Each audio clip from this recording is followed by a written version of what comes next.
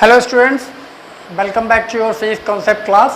Once again we are together for the objective questions session number 13, and topic of our session is work done by a constant or variable force. As you already know that every Saturday we have a session of objective questions. So this is the 13th session of objective question. So without wasting your time, let's start our session. This is session number 13, including the topic work done by a constant or variable force.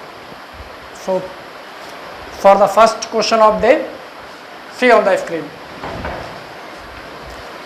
So the first question is, a block of mass 5 kg resting on a smooth surface, at what angle the force of 20 Newton be acted on the body so that it will acquire a kinetic energy of 40 joule after moving the 4 meter. And options are A is 30 degree, B is 45 degree, C is 60 degree, and D is 120 degree. So for solving the question, now return back to the board. So this is our first question. In question, the mass of body is given 5 kg, the kinetic energy of body is given 40 joule, and its displacement is given 4 meter. Okay, the force applied on the body is given 20 Newton. Okay, क्या find out करना है हमें? Angle. So we know that the formula of work done is equals to Fs cos theta, and by the work energy theorem we have the final kinetic energy minus initial kinetic energy. The work done is equals to the gain in kinetic energy. So in the question objective at rest initially, तो start में तो इसके पास कोई kinetic energy थी नहीं, final जो energy आई है वो ये गिवन है, जिसको हम नॉर्मली फाइनल एनर्जी भी लिख सकते हैं. तो now here F F cos theta must be equals to this kf. Now the values are 20, the displacement is given 4, cos theta is unknown, kf is given 40. By solving this, 20 to the 40, and we have cos theta equals to 2 upon 4, that is 1 by 2. तो cosine में 1 by 2 किस angle की value होती है? तो हमें बहुत clearly बताएं. cos theta is 1 by 2 and this value is related to the cos 60 degree. So the value of theta is 60 degree. So what should be the correct answer of this question? So once again you can see on the screen. Now you can see the 60 degree as the option C. So now return back to the board. So the right option is, answer of this question is C, which is 60 degree. Okay. So you can note down the solution of this question by pausing the screen or by playing the video again and again. Okay. Now for our next question, that is the question number 2. Once again see on the screen.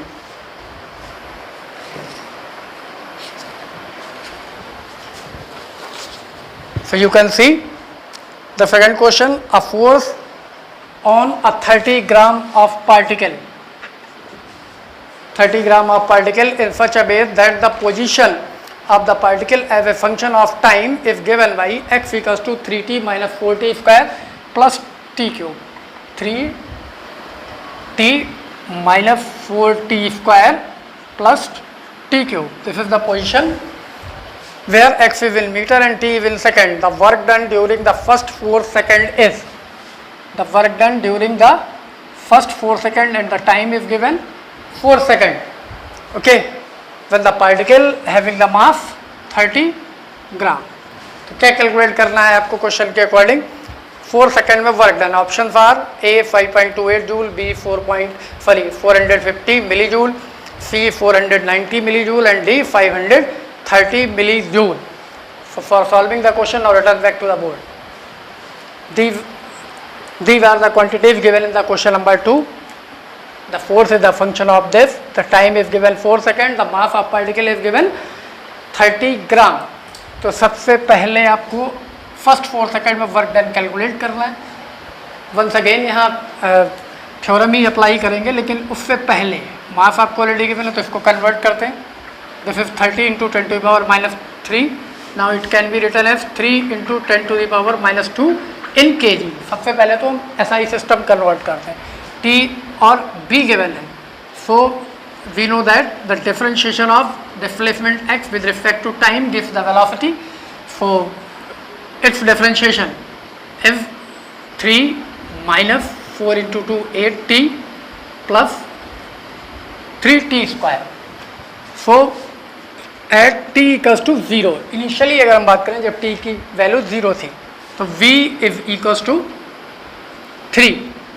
t 0 है तो ये term भी 0 हो जाएगा, ये term भी 0 हो जाएगा, तो it is b naught. Means at जो इनिशियली जो वेलोसिटी थी t इक्वल्स टू 0 पर वो 3 मीटर पर सेकेंड. अब अगर हम t इक्वल्स टू 4 सेकेंड पे कैलकुलेट करें at t equals to 4 second, the v is equals to 3 minus 8 t is place 4 plus 3 into 4 square. This is 3 minus 32 plus 16 into 3 48. 48 plus 3 is 51 minus 3. This is 48 plus 3 is 51. 51 minus 32 is 19. Okay. Sorry. 51 minus 32. This is 19. 19 meter per second. The work done according to the work energy theorem is final kinetic energy minus initial, that is half mb square minus half mb naught square. ये final हो गई, वो initial हो गई, तो half m is common hair. This is b square minus v not square. by putting the value 1 by 2, mass is 3 into 10 to the power minus 2 and b square is 19 minus v naught square is 3.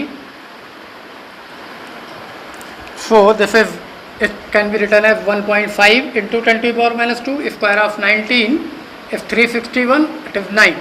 This is 1.5 into 10 to the power minus 2 into 361 minus 9 is 352 by multiplying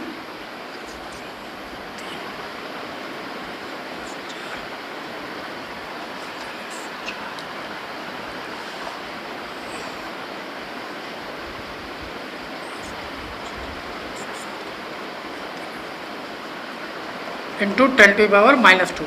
So we can write 5.28 joule. This is the work done. Which one is the correct option in the question? For this, once again see on the screen. So now you can see on your screen the 5.2 is the option A. So the right option should be A. Now returns back to the screen. Sorry, board. Answer is A. This is the right answer. तो हमेशा की तरह इस question का solution भी आप note down कर सकते हैं स्क्रीन को पॉज करके. Okay. Now our third question, question number 3, and for this question once again you have to see on the screen. So now you can see the work done in pulling up a wood bearing 2 kN for a length 10 meter on a smooth plane inclined at an angle 15 degree with the horizontal is A option is 4.36 joule, B option is 5.17 kilojoule and C option is 8.91 and D option is 9.82 joule. So which option should be correct for this? Now returns back to the board. So this is your question number 3. The value were given. The weight of block is given 2 kilonewton. आपने question में देखा ये given है. इसको हम लिख सकते हैं 2 into 10 to the power 3 Newton. Other value आपको गिवन है. लेंथ कितनी लेंथ इसको कवर करनी है, डिस्प्लेसमेंट 10 मीटर क्वेश्चन में आपके गिवन है और जो इंक्लाइनेशन एंगल गिवन है वो 15 डिग्री गिवन है और क्वेश्चन में फाइन 15 की वैल्यू भी गिवन है जो है 0.2588. तो पहले क्वेश्चन को अंडरस्टैंड करते हैं क्या है. ये एक इंक्लाइंड प्लेन है जिसका इंक्लाइनेशन 15 डिग्री गिवन है. इस पे कोई ये ब्लॉक है जिसका मास वेट आपको गिवन है. दस वेट वर्टिकली डाउनवर्ड वर्क करता है ये भी पता है और reaction normal to the plane होती है ये भी आपको पता है. इस वेट के अगर हम दो कंपोनेंट करें तो आपको ये पता है कि ये एंगल भी ऑलरेडी 15 ही होगा. Okay, so this component is mg cos 15 and this component is mg sin 15. तो इसको मूव कराने में ब्लॉक को कौन सा रिस्पॉन्सिबल है? सरफेस पे मूव कराना है, दिस वन. तो वर्क डन यहाँ पर जो भी होगा वो हम कैसे कैलकुलेट करेंगे? Work done. तो work done force into displacement होता है. The force applied is this. तो this is mg sin 15 into displacement is, yes, very simple. So value of mg is given 2 kilonewton, that is 2 into 10 to the power 3, and f is given 10, and sin 15 की value भी यहाँ given है 0.2588.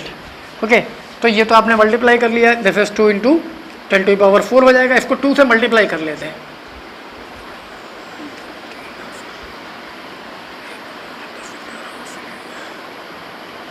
और after 4 point है और ये power 3 + 1 यानी 4 हो गई. तो मैं इसको अगर यहाँ शिफ्ट करें ऐसे लिखें 5.176 इंटू 10 टू द पावर 3 हो जाएगा ये. और डेसिमल के 2 पॉइंट्स तक अगर लें तो 5.17 और 3 को अगर लेफ्ट कर देते हैं, ये डिवाइडेड बाई 1000 कर दें तो जनरली ये जूल में है, ये किलो जूल हो जाएगी. तो which one is the right option? Once again you can see on the screen. So you can see the option B is 5.17 kilojoule. So now returns back to the board. So your answer is option B is correct. That's one. Once again इसको भी आप note down कर सकते हैं वैसे ही जैसे हमेशा करते हैं, स्क्रीन को पॉज करके. Okay. Now we are moving towards our next question, that is the question number 4. So once again you have to see on the screen. Now you can see on your screen the question number 4. A man started walking from a point on the surface of earth assumed smooth and reached diagonally opposite point. What is the work done by him? Options are A 0, B positive, C negative and D nothing can be said. So for solving the question returns back to the board. So this is your question number 4. पहले मैं आपको बता देता हूँ कि question कह क्या रहा है. अगर आप इस अर्थ की बात करते हैं, इस अर्थ की बात, ठीक है, तो इस अर्थ पे किसी पॉइंट से कोई पर्सन मूव करना स्टार्ट करता है और डायगोनली अपोजिट पॉइंट पर आ जाता है. ठीक है, सपोज करिए ये पॉइंट ए है, ये पॉइंट बी है. अब ये पूछ रहे हैं वर्क डन क्या होगा. ठीक है, तो सबसे पहली बात, the surface is given smooth, so work done by the friction equals to 0. Reason smooth surface given है, तो इस पे फ्रिक्शन हो गई नहीं स्मूथ सरफेस पे, तो फ्रिक्शन के थ्रू कोई वर्क नहीं हुआ. अब दूसरा फोर्स कौन सा अर्थ पे लग रहा है पर्सन पे? वो लग रहा है ग्रेविटी, ग्रेविटेशनल फोर्स.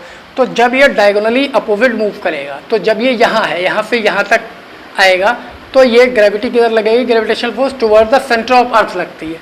तो जितना वर्क ये यहाँ से यहाँ तक आने में करेगा, अब जब इधर से ये इधर जाएगा तो अपोजिट टू द ग्रेविटी जाएगा, मीन्स डिस्प्लेस इधर होगा और फोर्स इधर लगेगा. तो यहाँ का वर्क पॉजिटिव होगा और यहाँ का वर्क निगेटिव होगा सेम.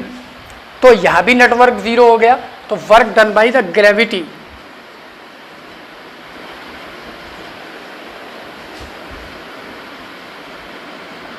is also 0. तो net work done is 0. So this is the solution of this question. So for knowing the right option, once again returns back to the screen. So now अब आप अपनी screen पर देख रहे हैं जो option given है उनमें सिर्फ एक ही ऑप्शन 0 है और वो है option A. So now return back to the screen. So it's right answer is option A. इसको भी आप नोट डाउन कर पाएंगे, नोट कर सकते हैं स्क्रीन को पॉज करके. और fifth question, and for the fifth question see on your screen. So now you can see on the screen, when a rubber band is stressed, when a rubber band is stressed by a distance x, it exert a restoring force of magnitude F equals to a x plus v x square, where a and b are constant. The work done in stretching the unstretched rubber by L if options are A, B, C and D. So for solving the question and knowing the right option, returns back to the board. So the force is given this, और ये A and B constant हैं, और जब हम stretch कर रहे हैं तो x की वैल्यू चेंज होगी, मीन सिंपली फोर्स की वैल्यू चेंज होगी. तो this is the question of work done by the variable force. अभी तक जो आपने किया वो ऑलमोस्ट कांस्टेंट था, यहाँ वेरिएबल आ गया. और वेरिएबल फोर्स के लिए फॉर्मूला क्या होता है? द वर्क डन इफ अगर x1 से x2 तक डिस्प्लेस हुआ है, this is F D x. Okay, इस फॉर्मूले को हम अप्लाई करेंगे. तो वैल्यू पुट करते हैं, और यहाँ पे जो वैल्यू गिवन है आपको कितनी गिवन है? x1 जो है वो एक्चुअली में 0 है, 0 से आप स्ट्रेच किया गया है, और x2 कितनी लेंथ तक? कैपिटल L लेंथ तक इसको स्ट्रेच किया गया है. तो the work done if equals to 0 to L, f is given this ax plus vx square and dx. Now we integrate this. अगर इसको हम इंटीग्रेट करते हैं तो क्या मिलेगा? a is a constant, integration of x is x square upon 2 plus b is a constant, integration of x square is x cube upon 3. okay, and its limit is 0 to L. तो 0 वाले में तो कुछ आएगा ही नहीं, L जहाँ पे limit place करनी है बस वो हम प्लेस कर देते हैं. तो क्या होगा solution? a x replace by L upper limit that is L square upon 2 plus b x replaced by L, this is L cube upon 3. okay, this is the work done. तो देखते हैं कि राइट ऑप्शन कौन सा होगा. इसके लिए एक बार आपको फिर स्क्रीन पे चलना होगा ऑप्शन देखने के लिए. so see on your screen. so now you can see the option A is incorrect, option B is also incorrect. the option C have the value a L square upon 2 and b L cube upon 3. so your right option is option C. now returns back to the board. so the right answer is option C. this is the correct answer. इस question का solution भी आप जैसे always करते हैं वैसे ही note down करेंगे by pausing your screen. Okay, now our next and sixth question, question number 6. Once again see on your screen. So your fifth question is a position displacement force F equals to 7 minus 2x plus 3x square plus 3x square Newton x on a small body of mass 2 kg and distance displace it from x equals to 0 to x equals to 5 meter. The work done in joules is 4 options in the questions: A 70, B 270 and C 35 and D 135. For solving the question, now returns back to the board. Okay, so you can see here the force in the question is given this, means as the x change the force change, means this is the variable force. The mass of body is given 2 kg and the value of x is given 0 and 5 meter. Okay, so the work done is equals to integration from the last formula 0 to x 0 to 5 आप directly use कर सकते हैं. पहले formula लिखते हैं x1 to x2 f dx. ठीक है, अब यहाँ वैल्यू प्लेस करते हैं. The lower limit is 0 and the upper limit is 5. The value of f is 7 minus 2x plus 3x square dx. इसको इंटीग्रेट कर लेते हैं. सो इंटीग्रेट करने पे हमें क्या क्या मिल रहा है हम देख सकते हैं. 7 ये है, 2 है, x का इंटीग्रेशन आपको मिलेगा x स्क्वायर अपॉन 2. तो we can write here 7 into 2 x square upon 2 plus 3 और इसका integration x cube upon 3 and limit 0 to 5. So this 2 is cancel here, this 3 is cancel here, this is 7 sorry 7 minus 2x था. This one is 7 minus 2x. सो 7 और dx से multiply होगा तो dx का integration 7x होगा, 7x minus this. So integration is 7x minus 2x square upon 2 3x cube upon 3. This 3 is cancel, this 2 is cancel, so 7x, तो lower limit तो 0 है, वो तो पुट करने का कोई मतलब ही नहीं है, अपर लिमिट देखते हैं। तो 7 × 5 7x minus x square, x कितना है 5, इसका स्क्वायर प्लस यहाँ पे x क्यूब 5 का क्यूब, ओके, इसको सॉल्व करते हैं। तो दिस इज 35 माइनस 25 प्लस 125, तो 125 minus 25 is 100 and 100 plus 35 is 135 joule. So this is its answer. For knowing the correct option, once again see on the screen. So now you can see on your screen the option D has the value 135. So the right option is option D. Now return back to the board. So your answer is option D. Also you can note down this question by the same process. Okay. Now our next question, that is question number 7. For this question, see on your screen. The question is, when a spring is stressed 2 centimeter, it stores 100 joule of energy. 100 joule of energy.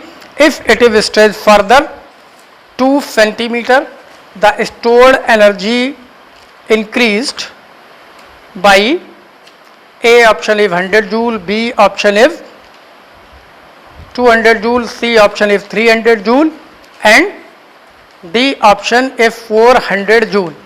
So for the right option, okay, and the solution of the question, now return back to the board. Okay, so this is your question number 7.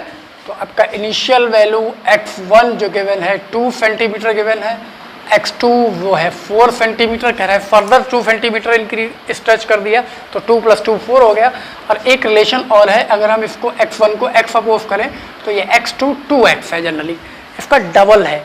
और जो energy इसमें given है वो 100 joule first situation में है, k = 100 joule ये given है।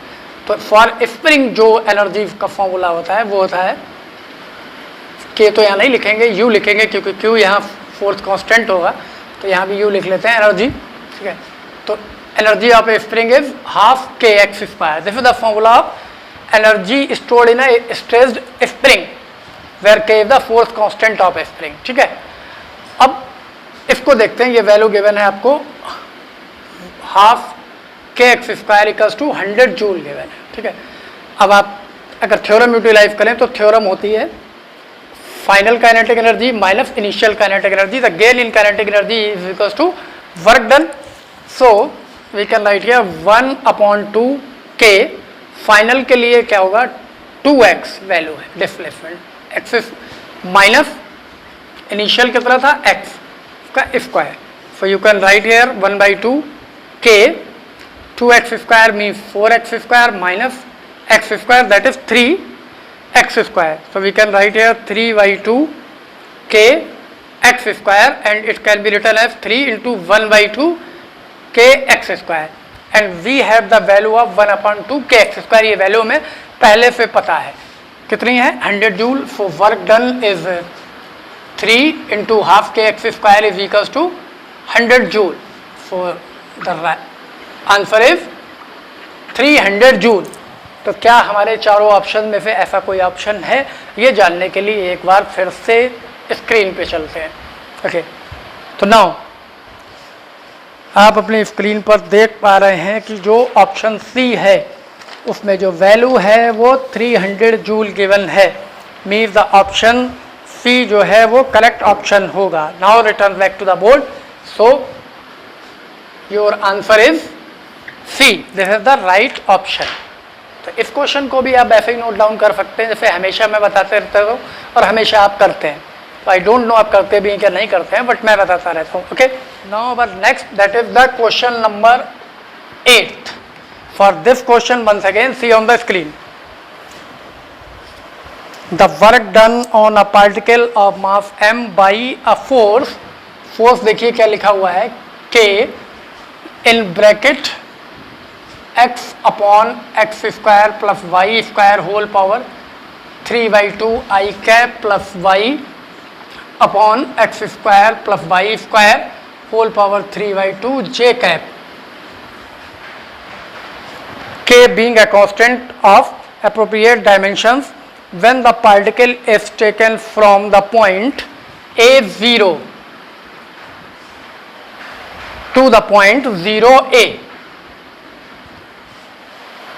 along a circular path of radius A about the origin in xy plane if options A, B, C and D are given. तो हमें सॉल्व करना पड़ेगा what is the right option of the question. So now returns back to the board. तो in the question this is given f equals to k x upon x square plus Y square whole power 3/2 I cap by upon x square plus Y square whole power 3/2 J cap and the point और mass m is taken from this point to this point, that is A0 to 0A. So let me make a diagram to clear the question. A ये circular path पे move किया है जिसकी radius a है, तो means क्या होगा, ये a होगा. और एक्स वाई प्लेन में मूव कर रहा है तो पहला पॉइंट दिया है A0. तो you can see here the a coordinate, x coordinate is a and the y coordinate is 0, क्योंकि y के अलॉन्ग यहाँ कोई मोशन है ही नहीं. ये इस पाथ के थ्रू कहाँ पे आया है, 0 a, means y coordinate a हो गया है और 0 ये. क्लियर. सो यहाँ से यहाँ तक ये आया है. तो this is again variable force, x और वाई बार बार चेंज हो रहा है. तो पहले सर्कुलर मोशन है और उसकी रेडियस भी a गिवन है. तो फॉर अ सर्कल हमें पता है this is the equation of a circle X square plus Y square equals to a square which have the centre at the origin and radius a. This is the equation. तो we can write the force in this manner, this is k. और जब हम यहाँ place करेंगे X square plus Y square को a square, तो ये value आएगी, यहाँ देखते हैं, X square plus Y square की जगह a स्क्वायर प्लेस कर दिया, होल पावर 3/2 है तो 2 cancel, this is equals to a cube. So we can write the f is equals to, और a क्यूब यहाँ भी आएगा और यहाँ भी आएगा, तो हम इसको ऐसे लिख सकते हैं, a क्यूब को आउटसाइड ले लेते हैं, this is X I cap plus Y J cap. तो this is the value of force. अब हमें काउंट करना है वर्क डन लेवल फोर्स का, और ये पॉइंट से ये पॉइंट की वैल्यू गिवन है. तो work done must be equals to, अब ये दो डायरेक्शन में डिस्प्लेसमेंट है, एक्स में भी और बाई में भी, तो एक्स के अलॉन्ग भी वर्क डन कैलकुलेट करना पड़ेगा और बाई के अलॉन्ग भी. तो यहाँ देखते हैं वर्क डन का फॉर्मूला क्या होगा. एक्स के अलॉन्ग कहाँ से मूव किया, ये पहले ए वैल्यू थी और बाद में 0 हो गई एक्स कोऑर्डिनेट, तो ये क्या होगी a to 0 that is F x D x. और जब हम बाई के अलॉन्ग की बात करेंगे तो बाई के अलॉन्ग बाई कोऑर्डिनेट शुरू में कितना था 0 और बाद में कितना हो गया a. तो 0 to lower limit is 0 and upper limit is a and this is f y d y. और अब ये एफ एक्स यहाँ क्या है और एफ वाई क्या है.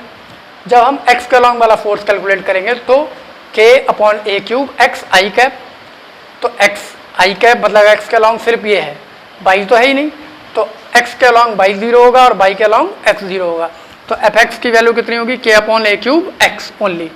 So we can write here k upon a cube, तो कांस्टेंट है बाहर आ ही जाएगा.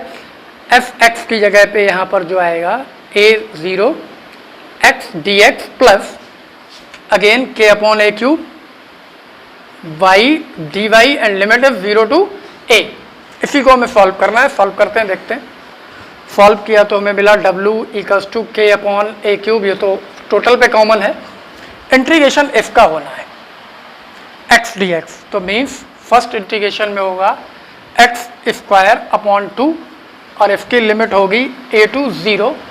फिर दूसरा है बाई, तो k अपॉन a क्यूब, तो इसमें से भी हमने कॉमन ले लिया, टोटल में से by d y means by square upon 2 और इसकी लिमिट है 0 to a.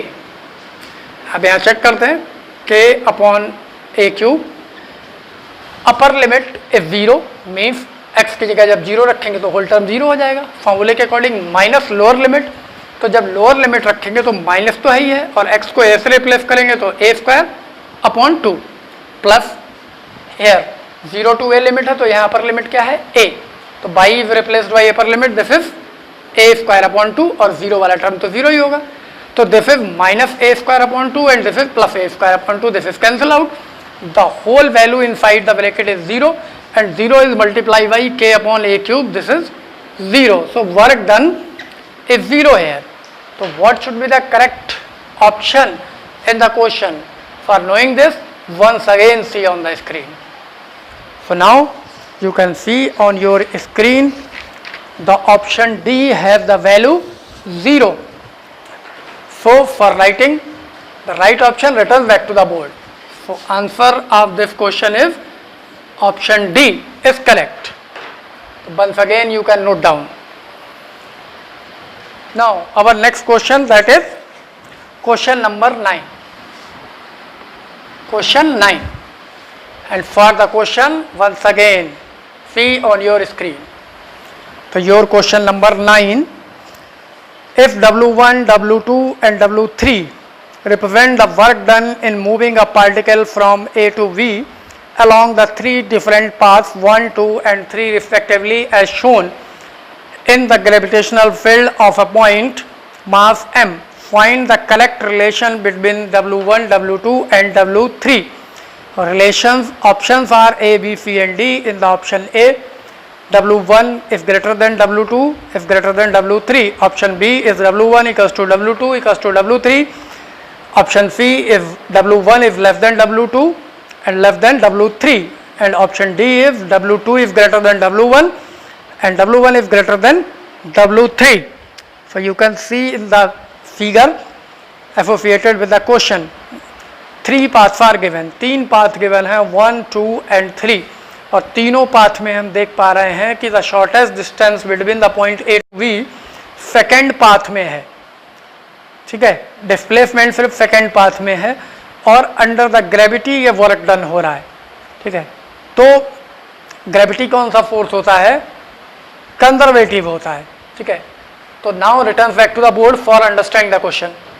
ओके, तो अगर हम ये, मैं बोर्ड डायग्राम नहीं बना रहा, जो फिगर में बना है मैं जनरली बता रहा हूँ आपको। यहाँ 3 पाथ गिवन है, एक ये और एक ये 1 है, ये 2 है, ये 3 है, और अंडर द ग्रेविटेशनल फोर्स ए से बी तक मूव किए हैं। और ग्रेविटेशनल फोर्स कौन सा होता है?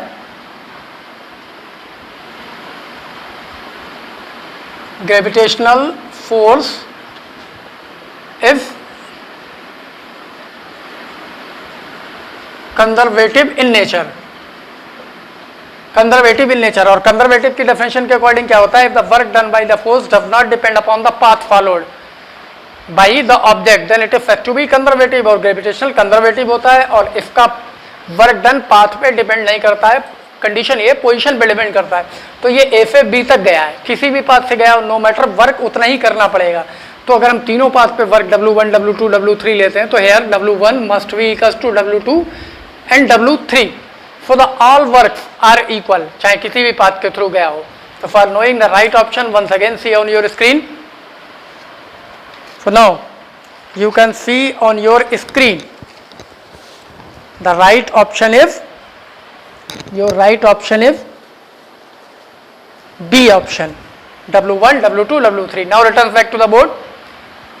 So its answer is answer B. This is the correct option. इसमें कुछ नोट डाउन करने जैसा है ही नहीं, सिर्फ आपको ये ध्यान रखना है कंजर्वेटिव फोर्स है ग्रेविटेशनल, और कंजर्वेटिव फोर्स जो वर्क करता है वो पाथ पे डिपेंड नहीं करता, फिर पोजीशन पे डिपेंड करता है। That's all. Now we are going to solve our last question, that is the question 10 for this particular session, the question 10, and for knowing the question see on your screen. Okay, and the question you can see a light inextensible string that goes over a smooth fixed pulley as shown in figure connected two blocks of masses. First mass जो आपको दिया है वो आपको given है 0.36 kg and 0.72 kg. This is the other mass. Taking g equals to 10 meter per second square, find the work done in joules by the string of the block of mass 0.36 kg during the first second after the system is released from the rest. तो t equals to भी आपको क्वेश्चन में given है and options are given 6, 5, 8 and 2 joule. So for knowing the right option returns back to the board. Okay, तो जो diagram है question में, दिस इज द पुली. इस डायग्राम के अकॉर्डिंग ये आपका 0.36 वाला मास है जो लेफ्ट है और ये 0.72 kg वाला मास है. ओके, इस पे वर्क डन आपको कैलकुलेट करना है t इक्वल्स टू 1 सेकेंड के लिए. तो उसके लिए आपको ये पता करना होगा कि 1 सेकेंड में ये कितना डिस्प्लेस हो गया. तो सबसे पहले इस तरीके के पुली के क्वेश्चंस में हमें दो फॉर्मूले ज़रूरत पड़ते हैं. सबसे पहले तो इस स्ट्रिंग में जो टेंशन होगा ऊपर की तरफ, उस टेंशन को निकालते हैं. वो कितना होता है 2m1 m2 upon m1 plus m2g. Okay, या वैल्यू पुट करते हैं. 2m1 is 0.36, m2 is 0.72 and divided by 0.36 plus 0.72 into g is given 10 in the question, 10 meter per second square. Okay, अब इसको हम सॉल्व करते हैं. ठीक है, तो पहले तो हम पॉइंट रिमूव कर लेते हैं. यहाँ से अगर कॉमन लेंगे तो 2 डेसिमल कॉमन है, तो इसको हम ऐसे लिख सकते हैं 2, और यहाँ पर 0.36 इंटू 0.72, और यहाँ पर अगर हम कॉमन ले लें तो ये होगा, ऐड करते हैं इसको 6, 2, 8, 7, 3, 10 और आफ्टर 2 डेसिमल होगा 1.08. तो we can remove this point from this. Now cancel कर लेते हैं इसको. 8 से कैंसिल हो गया. अब ये 4 से भी हो सकता है, 4 2 जा एंड 4 3 जा. ओके, तो और ये 3 से भी हो सकता है, 3 2 मीन्स 12. तो हमारे पास में जो यहाँ पे बचा है 0.2 into 0.12 into 2, that is 4 into 12 और 10 ऑलरेडी है, तो इट इज 2 इंटू 10. ओके, तो 12 for the 48 and 10 also. 0.48 into 10, that is 4.8 joule, sorry, Newton. This is the tension. Tension तो हमें पता चल गया, एक्सेलरेशन भी चाहिए होगा.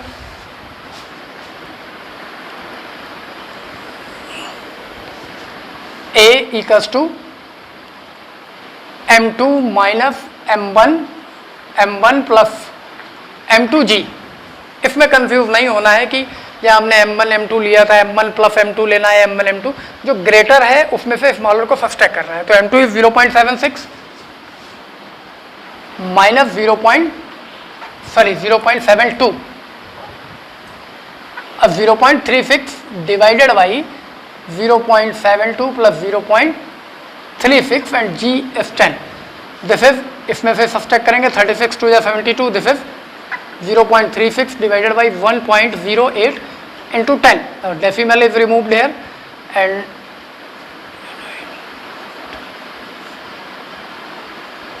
4 3 या 12. This is 10 upon 3 metre per second square the acceleration. तो एक्सेलरेशन आ गया, तो रेस्ट से स्टार्ट हुई, इस एक्सेलरेशन से 1 सेकेंड बाद t इक्वल्स टू 1 कितना डिस्प्लेस हो जाएगी. तो we can calculate b square equals to u square plus 2as. यहाँ से हम डायलोपुट कर सकते हैं, या t इक्वल्स टू वो भी गिवन है तो displacement f equals to half at square से भी फाइंड आउट कर सकते हैं. f equals to half at square. General equation क्या होती है, f equals to ut plus half at square. यहाँ u इनिशियल तो 0 है, रेस्ट से स्टार्ट हुआ है, ये ठीक है मैंने. तो 1/2 a is given this 10/3 t square, that is 1 square is 1, so this is 2 5 ja. Now if is 5/3 metre. तो आपको कैलकुलेट करना है work done. Tension treated as the force here, जो फोर्स ऊपर की तरफ लग रहा है, into the displacement, and displacement is 5/3. So it is tension into displacement. Tension is given this 4.8 and this is 5/3 if displacement 1.6 into 5. 1.6 into 5, this is 80. Now 8.0, that is 8 joule. This is the solution of this question. For knowing the right option, once again see on the screen. So now you can see on your screen the option C have the value 8 joule. So now let us back to the board. Okay, so right option is answer C. That was our last question of this session. I hope you understand the importance of these questions. Okay, इसको भी आप screen pause करके always की तरह note down कर लेंगे. So that's all for today. Now we will meet in our next session, that is the session number 14 at next Saturday. Till then, enjoy and goodbye.